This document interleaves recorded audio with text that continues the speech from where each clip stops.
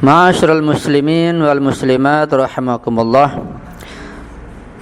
Kita akan membaca petua-petua, nasihat-nasihat, wasiat-wasiat, wejangan-wejangan atau risalah-risalah berkait masalah hak-hak yang disampaikan oleh Imam As-Sajjad, Imam Al-Izzad Al-Abidin, dan kita sampai kepada masalah hak salat. Tentang hak salat, beliau mengatakan bahwa fa amma haqqus salati fa anta alama annaha wifadatun ilallahi. Adapun hak salat, maka ketahuilah bahwa salat itu adalah merupakan utusan wifadah. Dialah yang datang menghadap kepada Allah Subhanahu wa taala. Ini ungkapan yang luar biasa bahwa salat merupakan wifadah, utusan yang akan datang menghadap pada Allah Subhanahu wa taala. Dari sini secara singkat dan secara sederhana dapat kita pahami bahwa ketika kita selesai menunaikan salat, dilihat kalau salat kita dengan landasan ma'rifatullah dan akidah yang benar, dan juga tata caranya, fikihnya, aturan-aturannya dari wudunya sampai sholatnya itu benar fikihnya, sesuai dengan bimbingan Rasulullah, sesuai dengan bimbingan orang-orang yang datang setelah Rasulullah sebagai penulis dari Rasulullah, dan juga memenuhi syaratus sihah dan syaratul qabul, syarat sahnya lengkap, syarat qabulnya ada, maka sholat kita menjadi cahaya bagi kita, menjadi pembimbing, menjadi kenikmatan, dan bahkan menjadi penghalang dan penghalau dari berbagai macam perbuatan yang munkar. Itu kalau sholat yang kita kerjakan berlandaskan kepada keimanan yang benar, berlandaskan kepada ma'rifatullah dan usuluddin yang benar, serta fikihnya benar, wudu dan sholatnya, dan juga niatnya ikhlas, yaitu tidak ada riya, dan juga memenuhi syarat qabul dan syarat sihat, yaitu tidak ada riya dan juga berwilayah. Maka ketika itu salat menjadi tanha 'anil fahsya'i wal munkar. Kan itu ungkapan bahwa Al-Quran menjelaskan inna sholata tanha 'anil fahsya'i wal munkar. Salat dapat mencegah, dapat menghalau pelakunya sehingga tidak berbuat perbuatan yang keji dan munkar, tidak berbuat zalim, tidak berbuat jahat, tidak mencuri, tidak korupsi, tidak dusta, tidak mengganggu orang lain. Salat yang bagaimana? Salat yang dengan dasar keimanan yang benar, ma'rifahnya lurus, fikihnya benar, ikhlas, tidak ada riya, dan juga di situ pelaku salatnya berwilayah. Ya, jadi salat sebagai wifadah, utusan datang pada Allah, dialah yang akan melaporkan si pelaku salat. Nanti di surga kita mendapat hiburan, mendapat nikmat dari salat yang kita kerjakan, yang kita bentuk selama kita hidup di dunia ini. Dari mulai kita baligh, ya, laki-laki usia 15 tahun atau setelah mimpi basah, perempuan sejak usia 9 tahun qamariyah. Itu makna bahwa salat adalah wifadatun ilallah, sebagai utusan pada Allah. Tapi kalau salat yang kita lakukan tanpa keimanan yang benar, akidahnya amburadul, usuluddinnya enggak paham, fikihnya enggak beres, berantakan, wudunya enggak becus, asal-asalan, ikut-ikutan, apalagi ada riya, ingin dilihat orang, dipuji orang, wah salatnya kacau, maka salatnya tidak membentuk cahaya. Dalam hadis dijelaskan salatnya seperti baju atau lap atau apalah yang sangat kotor, menjijikan, dan itu dilemparkan kepada pelaku salat. Ya, inilah salatmu yang rusak, yang hancur, kotor. Jadi salat itu memiliki wajah, memiliki bentuk.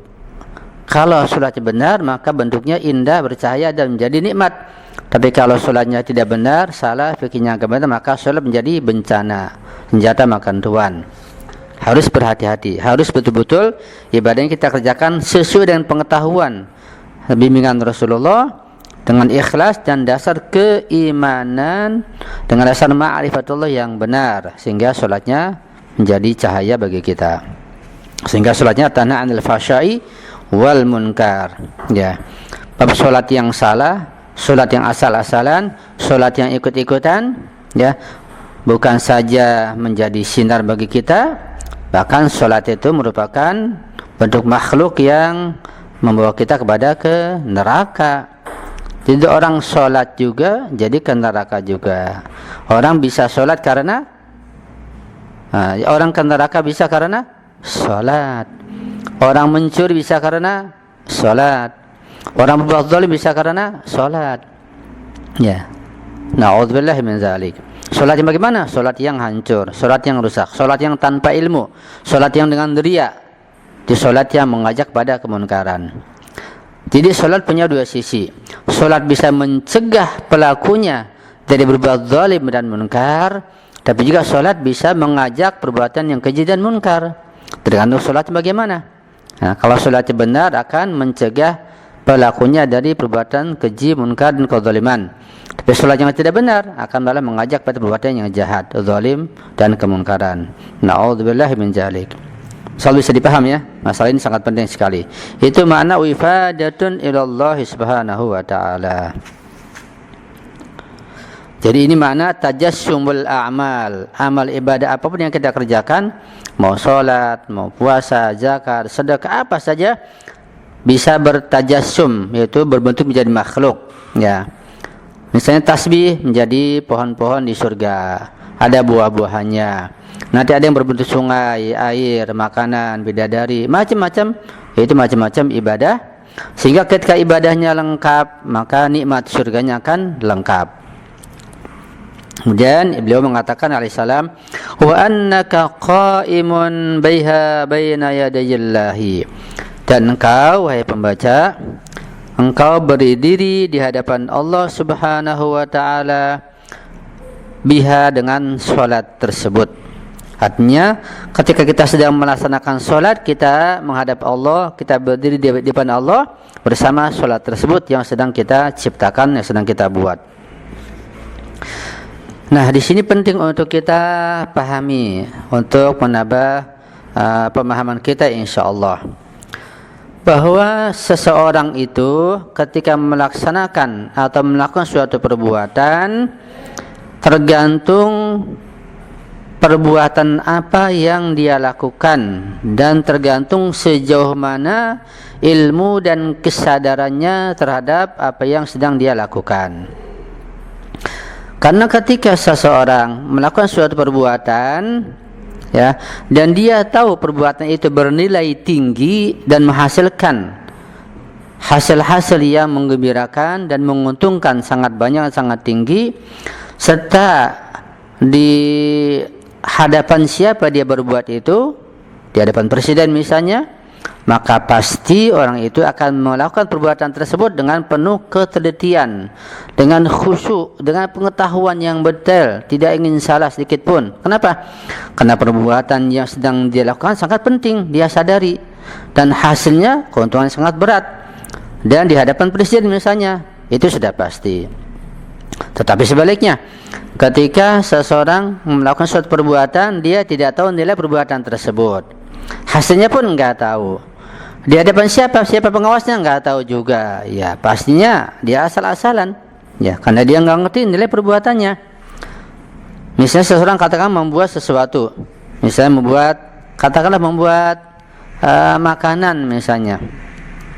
Kalau orang yang mengerti bahwa makanan yang dia buat itu bernilai tinggi, harganya mahal, dan dilihat oleh presiden, oleh raja, pasti hati-hati di makanan misalnya buat orang penting, dan keuntungannya pun sangat besar, begitu. Tapi kalau dia buat makanan nggak tahu nilainya, nggak tahu harganya, dan untuk siapa, di hadapan siapa, maka dia asal-asalan membuatnya. Semakin tinggi perbuatan tersebut, semakin penting, maka nilai semakin tinggi juga, ya. Misalnya membuat istana, begitu, tentu nilainya sangat penting untuk presiden misalnya, maka dia akan semakin hati-hati. Begitulah dengan perbuatan ibadah sholat. ketika kita tahu sholat sangat penting sebagai amududdin tiang agama, bahwa sholat adalah merupakan sebagai lokomotif daripada ibadah yang lain, dan di hadapan Allah pasti kita akan hati-hati dengan penuh ketelitian, dengan ilmu yang lengkap insyaallah. Ini penting bahwa sholat adalah suatu ibadah yang kita berdiri dengannya di hadapan Allah Subhanahu wa taala.